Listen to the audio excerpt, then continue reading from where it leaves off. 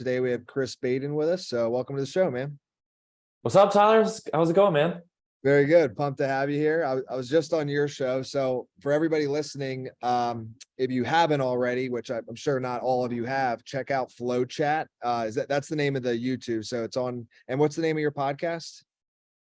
We just call it the Spotlight. Yeah, member Spotlight. Yep. Okay, cool. So we just did he interviewed me. So everybody go check that out. And then tell us a little bit more about you though. Yeah, man. Well, so I'm the CEO and co-founder of this little project we've been working on called flowchat.com. And it's fun, man. We help people sell stuff and talk to more people. So it's a sales tool. It's pretty simple. We're on 9 social media platforms now. And we noticed a little something, Tyler. We noticed that people are logging in, all my numbers people out there, they're logging in 12 times a day on average.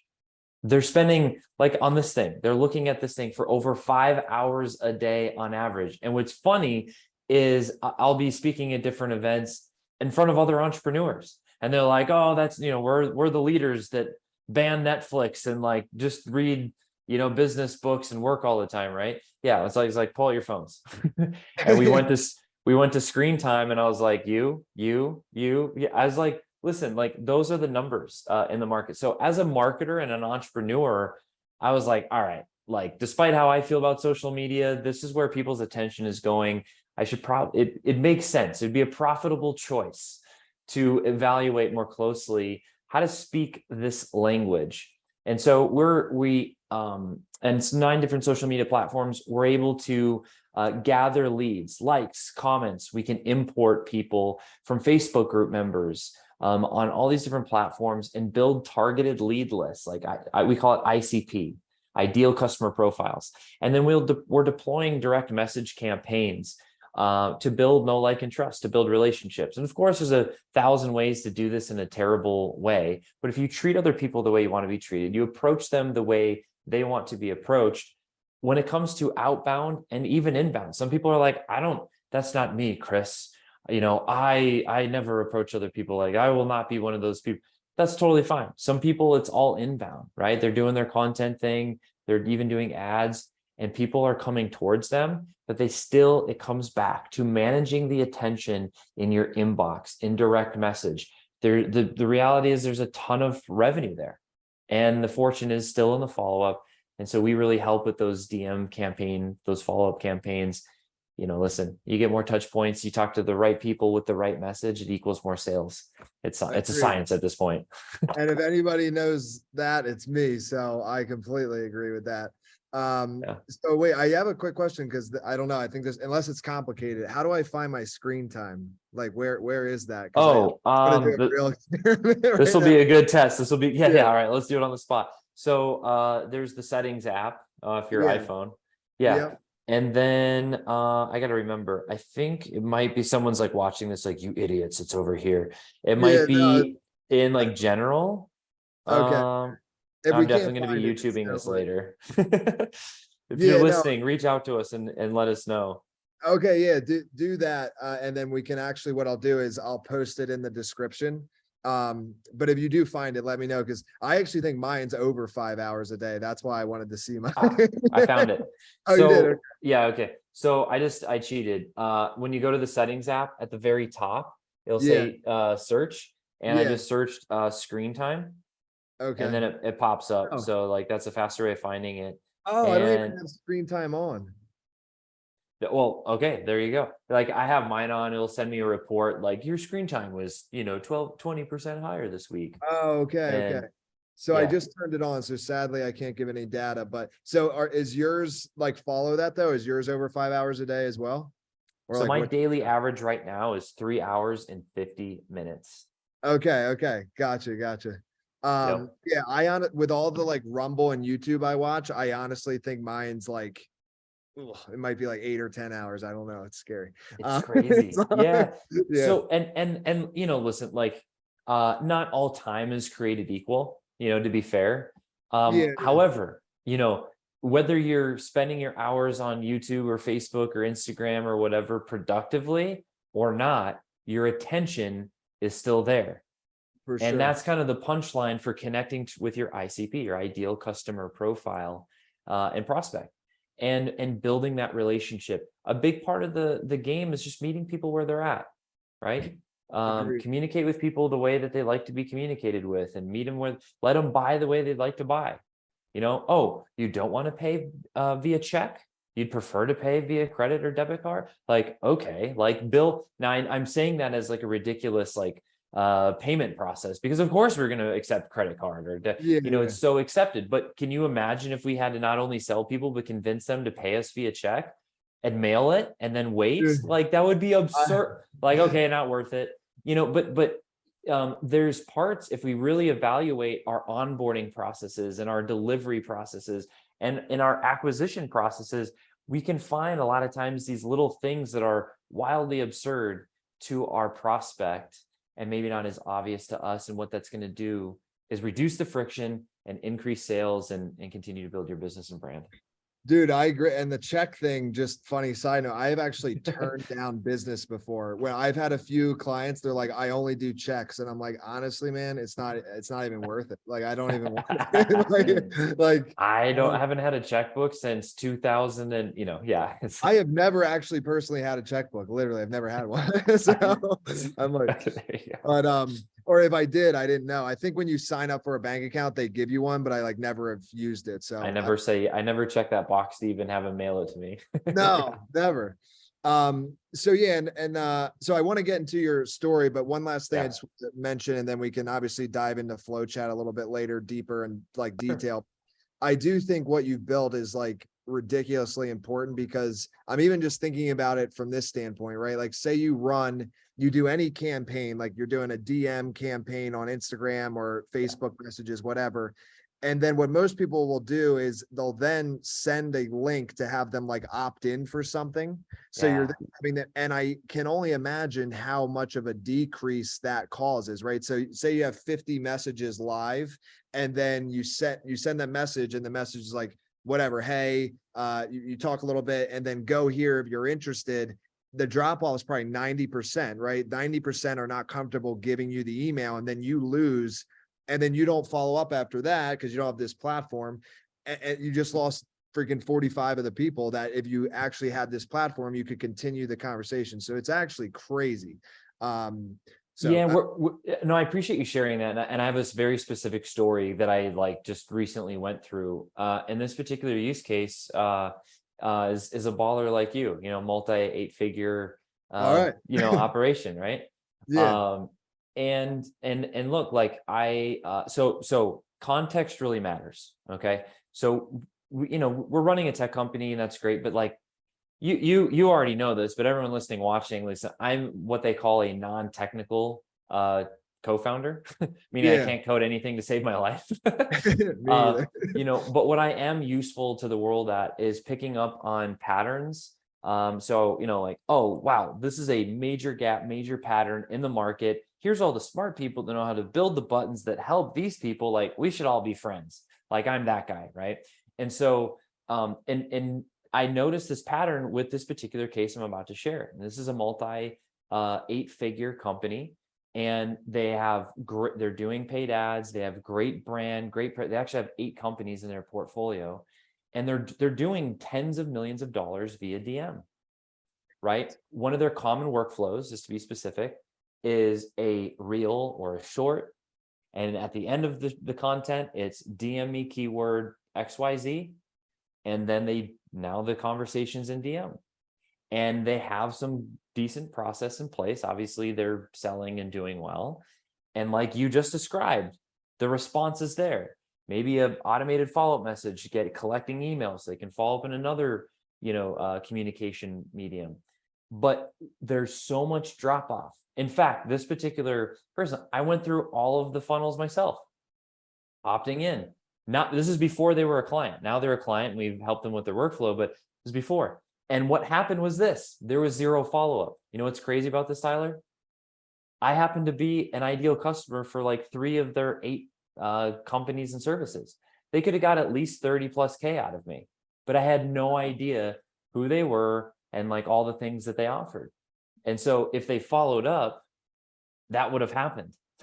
So Yeah. what we're able to do with them simply is import all of the messaging that's coming into their DMs. We import for there and we put it into a Kanban format to where now we can effectively manage hundreds and thousands of conversations across 9 different social media platforms. And if all we did was just send 1 or maybe even 2 follow-up messages to all these other people, we're like, we just got this in place. I said this is recent. Yeah. Like we're projecting about $200,000 to $250,000 per month increased in sales just from sending a couple extra follow-up messages. Dude, it's So nuts. so the Yeah. fortunes and the follow-up is still not a lie. Yeah. Still applies. And when you study sales processes and workflows, when you do the real work, there's no more guesswork. And this is part of like, look, we know we need to get to about 10 to 12 touch points. But most people, businesses like Tyler, like you, again, you know this, the audience might not know this, like, but you know my secret. I'm really not that smart. I go talk to a company. It's like, hey, Chris, I'm talking to 10 people a day. And it's like, cool. I got this brilliant idea, Tyler. We're going to talk to 20 a day. Check that out. How do you like them apples? Like that's, it's like, wait, how many touch points do you have in your sales process? Oh, 4. Cool. Check this out, Tyler. We're going to do 12. Yeah. Whoa, brilliant. But It is like, so we pick, it's like, it's just not more like, that's all I do, like it's that simple. And so when we evaluate the process and we see that there's 4, it's like, cool. I know you're leaving 60% of the revenue that you could be closing within your market because you don't have this in place. And here's the SOP. And here's step 5, 6, 7, 8, 9 that you are missing that we can add in, 5 to 10 business days. And we can remove now the guesswork and change this copy or this word. Look, we just need to do more sales labor to convert more. Anyway, so I'm on my soapbox. You got me going already, Tyler. no, I know. Well, yeah, this is your stuff, and it's true. And as you were talking, I just realized that there's somebody, and I it doesn't matter if I say her name. Her name is Lauren Tickner. She runs Impact School. If she's not a client, she should be, because she does a lot of DM stuff. I'll intro you if you Lauren, guys. if you're listening to this, we need to have a conversation per Yeah, time. dude, for real. Dude, I think she would totally use your stuff. So, but here, so let's, normally I do this earlier on, but I am actually truly like so intrigued with Flow Chat and everything that you guys have created. So I wanted to touch on it quick, but before Flow Chat, like, what were you doing? Let's go like middle school. And I mean, what I'm asking is, when you were in middle school, not necessarily what you were doing, but what did you think you were going to be doing now? Like, did you see it project like this at all, or completely different? Obviously you didn't see Flow Chat exactly, but you know what I mean? Yes, Tyler, unfortunately, I peaked in middle school, and I forget what movie I saw that on, but I think anyway, that is funny. In middle school was such like an emotional like part of life. It's bringing back like all these thoughts, memories, and stories. But I think the essence of what you're asking, like, Chris, when you were in middle school, what did you think you would be doing vocationally, right? Yeah. So here's a funny story. They made us take this test. I think it was called the ASVAB test. And I was I don't know all the freaking questions, but they assessed me. And at the end of the test, they're like, this is the thing that you would be best fit for. You know what that one thing was? I have no idea what. It was to be an actor.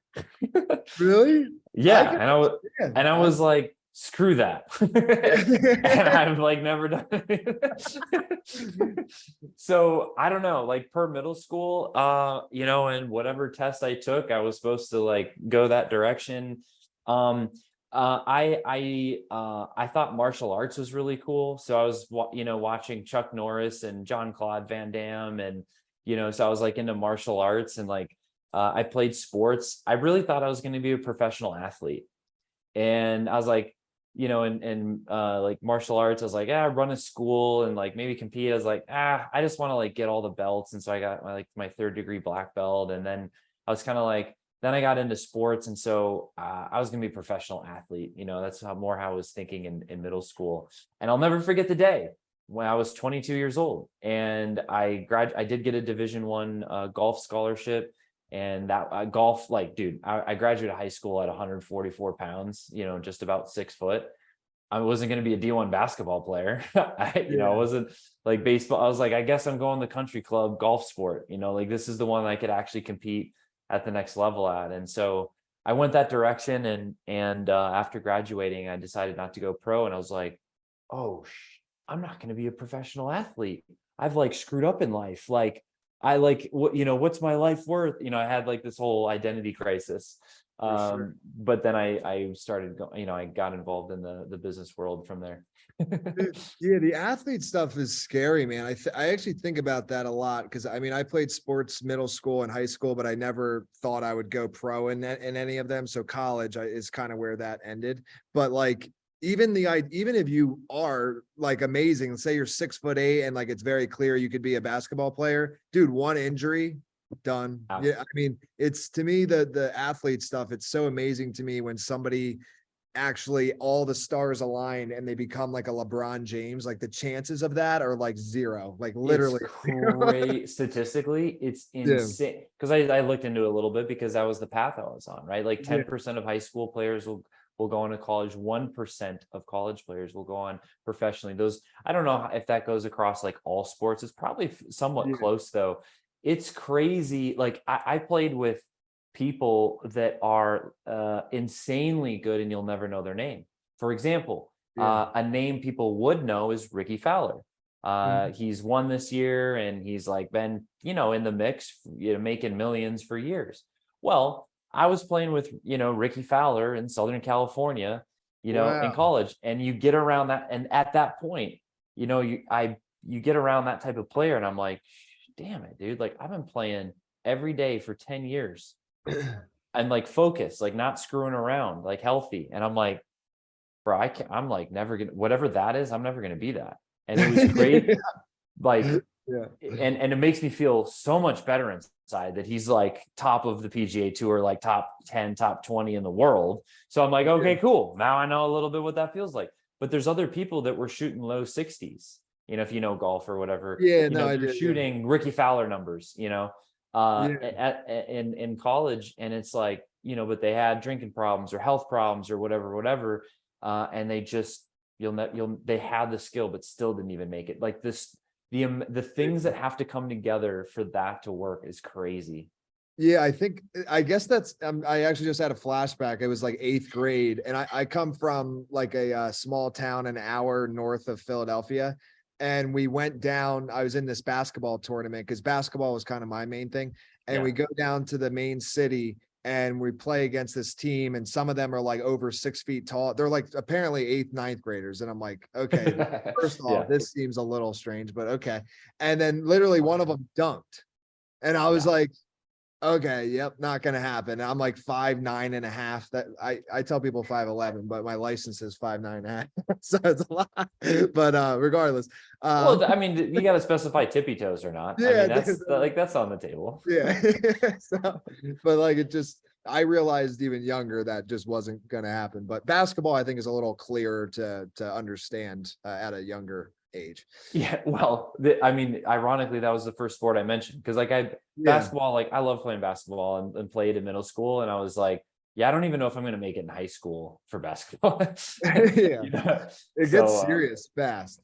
dude, Um, So, but I want to, so when you, so then you start to get into business, like yeah. well, assuming at least flow chat wasn't your first Oh, venture. no, no, no, Oh, no. okay. Yeah, Yeah. So, we're 2 years into the flow chat project. Yeah. yeah, perfect. So tell us, like, I'm sure you've had some failures, some successes. Can you talk about some of your earlier stages in business, like what that looked like? Yeah, totally. Clear skies and smooth sailing, Tyler. Everything was like this, right? So yeah, man, I out of, like, I graduate Friday, I'm working Monday, is kind of how it went down. Like I would just waste no time, like let's roll. And I ironically, like I worked for a church, non-denominational church. I was the AV director, the audio video director. And I was like, I'm gonna like mess around with like this like video stuff. And so like I'd write, film, produce, like, I don't know, like these little short feature videos and things for like sermon series or like outreach, for like whatever they had going on. I would just like, make stuff, right? And you would think like, Chris, you started then, like, why do you suck at content right now? uh, um, you'll find out soon. So no. So I was like, well, and this is the first and only job I've ever had in my life, right? $15 an hour, right? So I'm like doing the thing. And meanwhile, I'm like doing freelance gigs at nights and weekends, just hustling, right? And then so that's where I started. And I quickly realized, like, I was only there a year. I was like, I came, to the leadership or whatever, and I was like, hey guys, like, I think I found a way to like self-fund this whole department. I found like these sites you can like sell your videos and da da da da da. I think it'll take me about 3 to 6 months, and I can fund this. And I'll never forget the reaction. The reaction was like, I can like give you an allowance, or I was like, no, no, I'm not asking for money. I'm saying like, I'm going to go create all this stuff. And at that moment, I realized I don't think like everyone else. Yeah. And so now I'll tell you, I'm an entrepreneur. It's because I've been employing myself and others for the last 13 years, but I never identified as that originally in the beginning.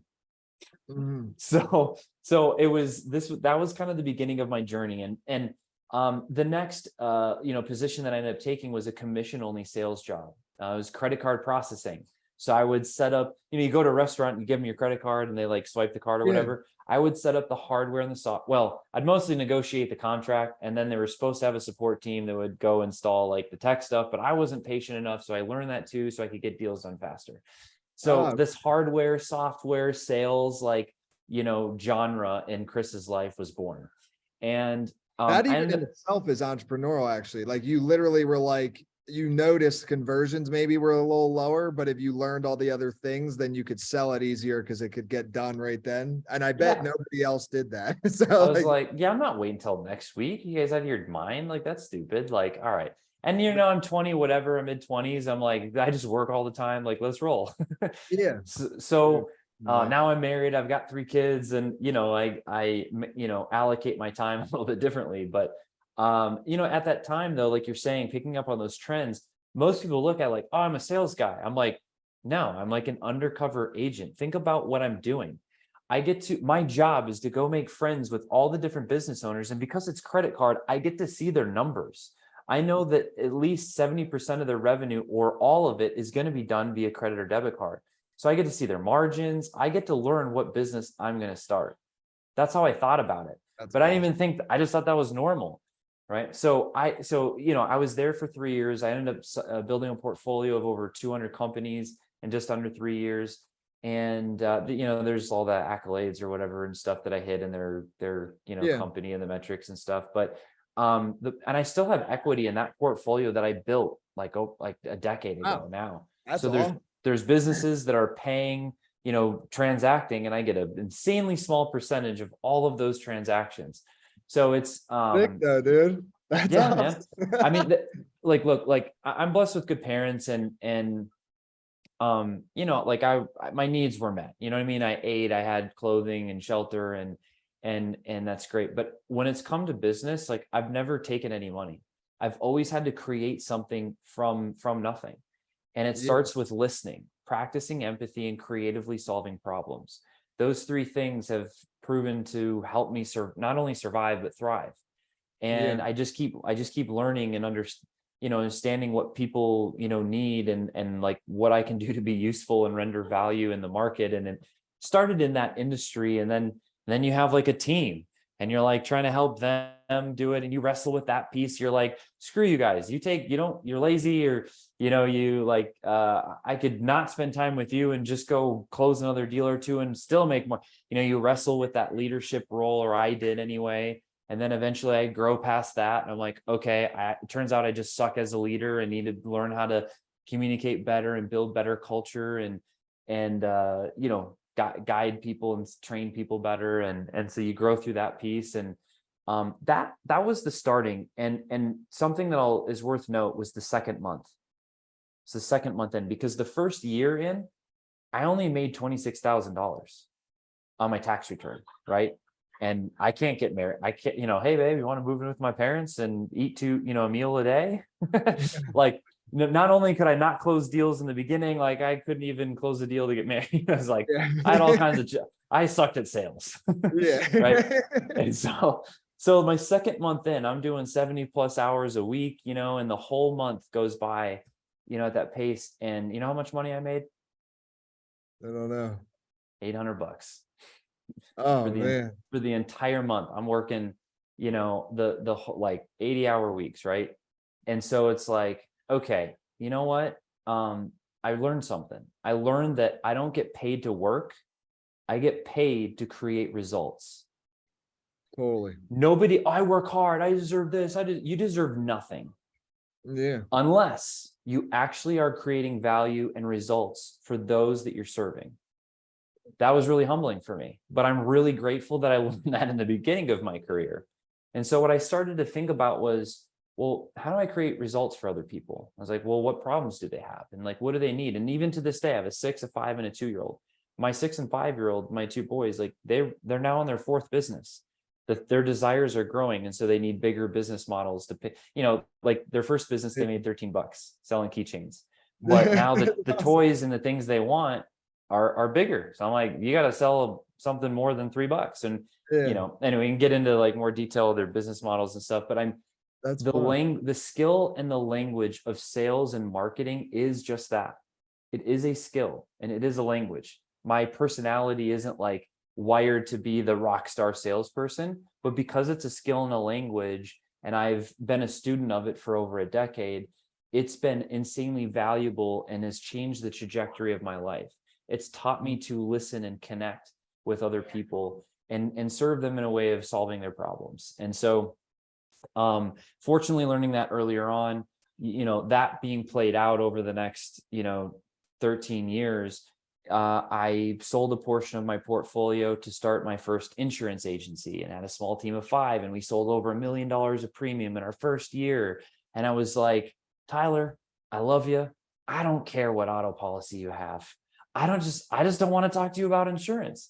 And so I was like, this is not the business model for me. I was clean shaven, suit and tie, in the office every day. And I was like, this sucks. Yeah, I So couldn't. no disrespect to anyone doing those things. Like it's needed and it's a very useful, service. One of the most time-tested industries of all time, insurance. Sure. But I'm not going to wear a suit and tie.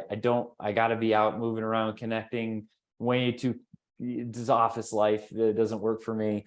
And Agreed. but that's part of the journey you're asking about, right? Is like, where do you Totally. start? Where do you come from? And you got to find who you are and how you connect with the world. Well, that's the key, is I think finding who you are. And that's like, I mean, there were so many things in there that you said that I can relate to. And the problem solving, the suit and tie. I mean, I realized that at such a young age. Like I was in this like business frat in college, and it was only once a week a meeting, and you had to wear a suit and tie, and that was enough. I was like, can't do I'm it. out. For I'm one out. hour too, 7 to 8 p.m. every Wednesday night meeting. It was like, no, I can't. It's too much. Like, can't do I think it. I'm getting hives. I think I'm allergic to this Yeah, fabric. I dude. can't. You're like, Tyler, your skin's fine. No, no, no, no. I think it's coming. Yeah, dude, I Yeah. hate suit and tie. I hate it. But no, I think, and one of the key things I took from what you just said there is, I think it's like, and maybe it's more like custom to you or something than Sure. others, but it's like becoming aware of what other problems are. And like when you're an entrepreneur Yeah. and that switch turns on, my experience, I think for me, it happened after I read the 4-Hour Work Week, or it was in that earlier stage of my entrepreneurial journey. And what happened is it almost, this is my experience, it gets turned on, and then you start seeing every single problem, and then you start 20 businesses. That's how I just went crazy. I was like, I could do this. And then you realize, okay, sure, maybe you could, but if you try to run 20 businesses at the same time as one individual, they're all going to fail, right? So then you got to So dial back true. and be like, okay, I see all the problems. Which ones do I actually like would enjoy to solve? Right. And that's kind Yeah. of the journey you went on, because the insurance thing, I think that was your brain of like, hey, I can make some money, I can solve these issues for people, but you didn't realize the enjoyment part until after feeling it, right? But you had to go Yeah. to get to this. And now I feel like you're really in what you're supposed to be Yeah, doing. what I would say, that's such a vital thing you're mentioning, because it's like the short answer to all this is focus. Focus on one thing, and you're gonna grow. Here's a great example on the focus piece. I I can say it this way. Alex Hormozy is Love them. Great. swooping up, attention, mind share like nobody's business right now. Yeah. But so he's here in Vegas too, and we connected briefly. We don't talk, very often, but we connected in Russell Brunson's inner circle like 2017, 2018. And so this is like before, he was doing Oh, well already, but it was before the Alex Hermosi of today. yeah. I didn't And even know of him then. So totally. Yeah. That's crazy. yeah, so it's been awesome to see what he's like built over the last 5 years. And there was a ton of talent in that inner circle too, like entrepreneurs, and I'm coming in, as I call it discouragement. It's where you're inspired and discouraged all at the same time. I'm totally inspired to like be around all these badass entrepreneurs, but like imposter syndrome wasn't just an emotion, it was a fact. Yeah. And I'm discouraged. I'm like, you guys are all awesome. It's like, thank you for the reminder of how bad I suck right now. But that, the way I process, I'm like, I get that emotion, but I want to be in those environments because I'm going to listen and I'm going to learn, I'm going to adapt, and I'm going to grow quicker than I would just by myself. And so, connecting at that point was huge. And he's here in Vegas, and while I'm not executing well on the focus on our topic, I'm going to land this plane. Watch this. He was talking to an entrepreneur that lives in the same building that he does here in town. It's the Panda Express guy, and dude, their numbers are insane, like billions. Oh, I saw a video about this. Sorry, go ahead. Yeah. And he's like, so what's the secret? Like, how do you do it? He's been doing this for 45 years. He's like, I got really good at making orange chicken. I was like, that's awesome. And the essence of what he's saying is like, I did one thing for 45 years and I obsessed about, doing it better and better and better and better. And I got pretty good at it. And so like, while that's the easy answer, I think what happens is like, okay, we us entrepreneurs, sometimes we might not be in the appropriate business cycle that they were in. Meaning, if we hear this earlier on in our journey, like if you look at, Orange Chicken story, and if you look at Alex Hermosi, even, you're going to see a time period of which they're trying freaking everything, trying to figure it out. Totally. Right. It's not this. It's like do. Absolutely. Oh, ooh, what's that? We should double down over there. Oh yeah, maybe we triple down. Oh yeah. So that's more realistic of how it goes. So I think it's important for anyone listening, watching, to give yourself some grace, but assign a time frame. And for 30 days, for 90 days, for 12 months, for 18 months, this is what I'm going to do. Give yourself permission to box out, mind time, to really focus on one thing and experience it, and then make a decision. It's when we start and stop and half-heartedly do things that we get in trouble, because now we don't really know. It's not good feedback. Yeah, dude, oh man, couldn't agree anymore. And what I had actually saw, it wasn't the orange chicken thing. He had posted something about that where why it makes more sense to own, like, because Panda Express is like everywhere. So it was like the owner had a decision to franchise or just own them all, and they all are very profitable. So he just actually owns all of them. Yeah, it was something like that. Huh? It's like a TikTok or something. Yeah. So okay, so then the insurance thing happens, and actually let's go to flow chat now. And maybe there was something in between there too, but so how did you come up though? Obviously you notice a problem, but can you talk about kind of earlier stages of flow chat? Because I am curious, because it's such a great idea, dude. I mean, it's freaking awesome. Well, yeah, and it's well, thank you. I appreciate it. Like so my business partner and I, Sean, we built and sold our first software company a few years ago. And so about 4 years ago now.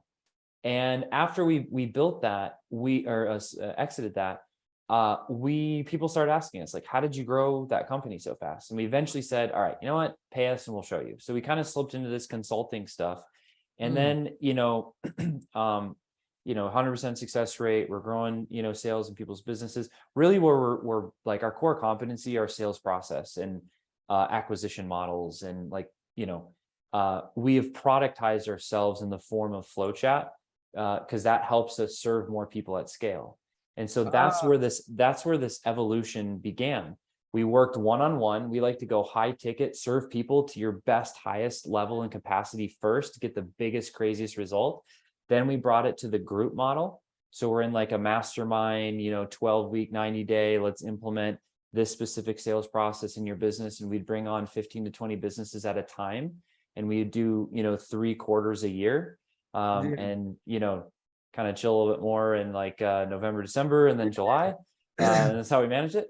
And so, and then as we saw this, we're like, this stuff like keeps working. This pattern keeps working.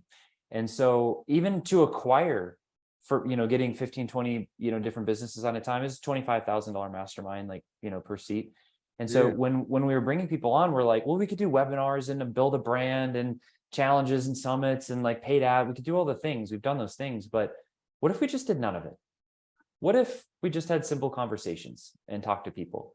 And so we did, like, we just started like reaching out via DM. And listen, like anyone listening, watching, you can still manage this in outbound and inbound ways. And there's a bunch of ways to screw all this up, but there's a couple specific ways to really nail it, and people appreciate it and it can be well received. In fact, a lot of times when people are like, oh, I hate those, and like everyone sucks, you know why that's so awesome? Those are all your competition. You know how easy it is to stand out in DMs? All you have to do is be kind. Yeah. Like Seriously. start with a compliment, and you now are above 98% of all your competition. Like, it's Start with crazy. a compliment. I've never tried that actually. That's Kindness is not, I know, like it's not groundbreaking stuff, but it's not maybe the most intuitive. People feel this unnecessary pressure to like, I gotta sell. It's like, no, you don't. And so like, look, kindness isn't just like a warm, fuzzy good thing. It's actually a good strategy.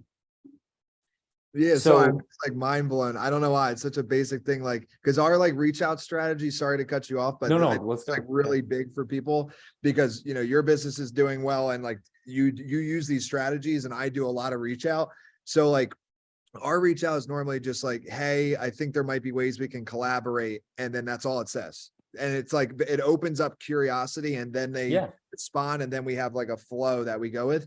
So my approach is always like curiosity driven and very short. And we do a lot of LinkedIn and website reach out, but Yep. LinkedIn is where my mind goes to, because on LinkedIn you get such long messages, all sales Yeah. pitches. So when you get this, hey, I think we might be able to collaborate, and that's it, it gets a very high response rate. But I was just like laughing in my to myself when you said that. I was like, what if on LinkedIn you like reached out and was like, you have a beautiful profile picture. Like I wonder, like maybe that is a little too far, maybe that could be weird, but I wonder if they would get a good response, right?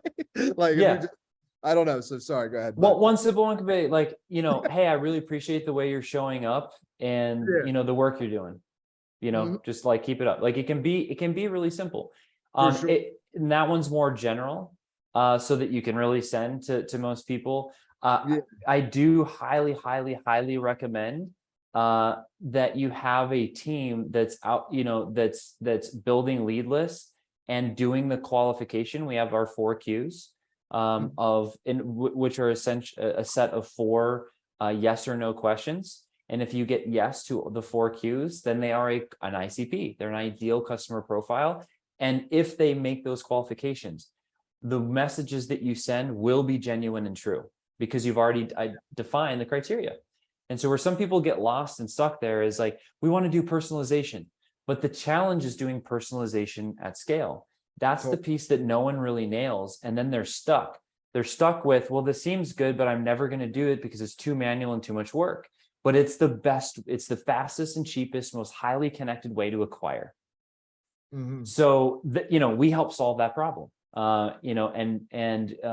As we've gone down, like from one-on-one to group model, and then we started looking for tech. We're like, this crap keeps working. Like, all right, we put spreadsheets in place. Like that was our MVP, our minimal viable product, and put team in place. We started looking for tech. Like, we'll just keep doing, giving away our IP. Time, like, here's our IP. You give us money, right? Mhm. But the valuation of our company in that exchange, I hope this probably won't be for a ton of people, but for a couple of people listening, okay, you're selling your IP for time, for money. That's the exchange, and it's high margin. It's a good gig, but the valuation of your company is still a 1 multiple, maybe a 2 multiple. But as soon as you productize your IP in the form of software, of tech, according to today's market, the median multiple is 7.2. In other words, if you do $1 million of sales through your IP being through tech, some private equity or venture capital will say, I will give you $7.2 million for that. But if it's not in tech, they're saying like, I'll give you 800,000 for it. So everyone might not catch that, but for those that are ready to hear that, not only will you increase your monthly recurring revenue, right? But the business, the greater asset that you're even spending all of your time and money building boosts tremendously. It actually becomes life-changing. So, and we can get into white label and flow chat. Like we help bring tech and white label tech. We help help other agencies productize their IP in the form of tech so that they can get a multiple boost in their company too. So, because I was like, again, what problem are we solving? We can have this like lead gen acquisition problem type conversation. It's great. People also use FlowChat for recruiting. They also use it for raising capital or finding strategic partnerships. There's other application. But the thing that like I wish somebody would have told me, Tyler, years ago, is that because I build all these companies that do like low 7 figures per month and per year in sales, right? And I'm like, but not all companies you build are created equal. No. So when I learned tech has multiples, I was like, I love software. Yeah. And I stumbled across it. And in my first exit, I didn't understand this. It cost me millions of dollars. Now as a blessing and I made money, but I also missed out on an opportunity cost of multiple millions, a tuition fee of which I'll never forget. And in this interview, in this conversation today, someone listening, watching, don't let that be you. The thing that I really wanted to learn and have, I'm now able to help other people solve that problem and benefit from it through being able to white label FlowChat. We match their IP with our tech to boost the multiple and the asset of their company, which I think is freaking badass. Yeah, it's amazing. It's huge. Anyway, man, I went on like a soapbox. I think there was a question I love there it, somewhere, dude. But I did the same on your show, so no worries. So you set the tone. So tell us actually, because it's funny, we touched on it earlier, but like, if you were to describe it, what exactly is FlowChat? Yeah. Let me give you a specific case. We're on Facebook and there's a Facebook group. FlowChat allows you to import all the members of the Facebook group and deploy a direct message campaign to build know, like, and trust to sell your product or service to them. That would be one specific use case. So if we're on 9 different social media platforms. If we go to IG, Tyler, and you have a viral post and a bunch of your ideal customer profiles, prospects are commenting, you can import all the people that are commenting and actually follow up and get that second or third follow-up touch point with them. And look, when you have the right people and you're sending them the right message, you're going to get more sales with those follow-up touch points. So these are specific sales workflows that FlowChat implements into your business so that you, Tyler, as the owner and founder and leader, are not stuck in your DMs. You're not tied to your business. There's clear SOPs and system that you can teach a team and train a team to be run. Right now, you and I are talking, but I have VAs, I have setters, and I have closers, and we have someone managing that whole department right now as we're talking, building new conversations. I had a call earlier today, and they're like, "Oh yeah, we were talking about this, and this." I was like, "I gotta follow I gotta pick up on the conversation." I'm having hundreds and thousands of conversations per day with new, great people that we can serve in our market, and you can too. Yeah, man, that's awesome. And I'm just realizing, and especially for my audience, that how big this actually could be. I mean, it's big for any person or business that literally sells anything, but for authors, I'm just thinking about this from an angle of selling books. It's interesting because like selling books is it's difficult, but also at the same time, if you were to build know, like, and trust with somebody through messages well enough, it would kind of be, I think, easy to sell them a book.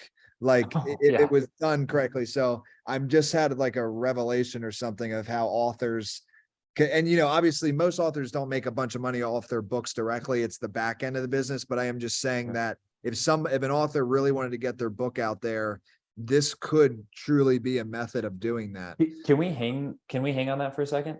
Yeah, yeah. Because this is fun to talk about, like the sales process. So it's like the goal is to sell a book, and what I would call a pipeline is just one sales conversation. It's just one sales process, right? So let's put this pipeline up here of I want to sell a book. You could reach out to someone, you start a chat conversation, and the CTA, the call to action is, here's my book on Amazon or wherever Yeah. on my site, go buy it, right?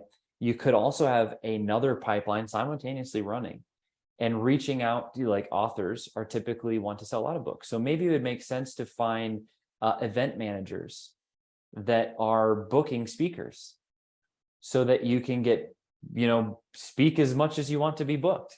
And when you book, 5 or 6 new gigs per month and you're out speaking, you're now selling hundreds or thousands of books per speaking gig. So it becomes like, oh, well, what sales strategy do I want to, install in my business with the objective of selling a book?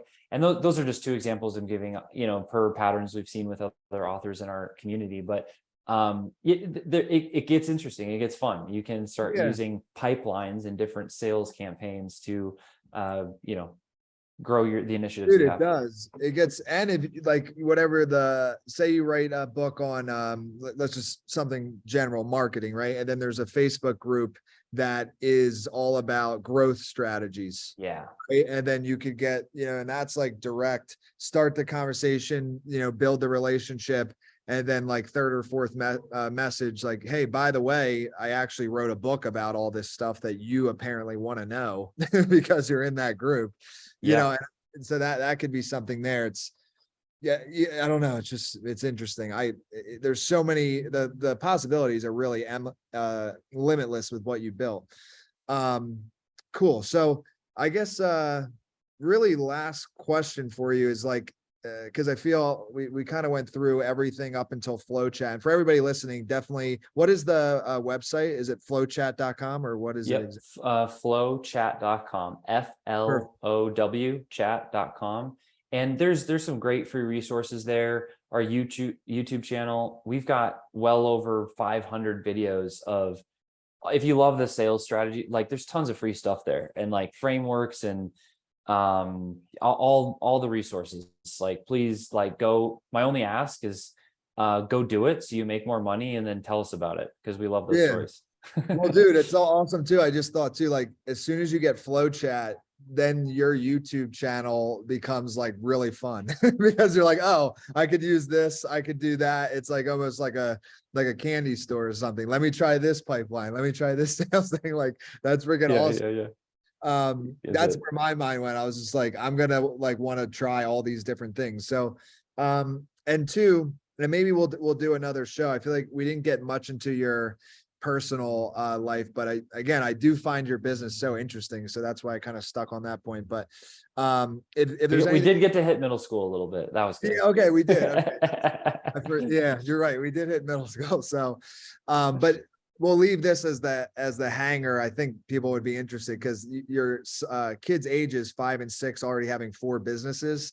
That's really interesting. So for part 2, we'll learn about that. And that's why you got to tune in for part 2. Yes, that's a good hook. And you won't be disappointed. My boys have also got to stand on a couple stages and share how they're running their business. And so there's actually some meat to it. And like I'm not, stay tuned for part 2. Okay. It's just a part. The things that have impacted us the most, who are the first people we share it with?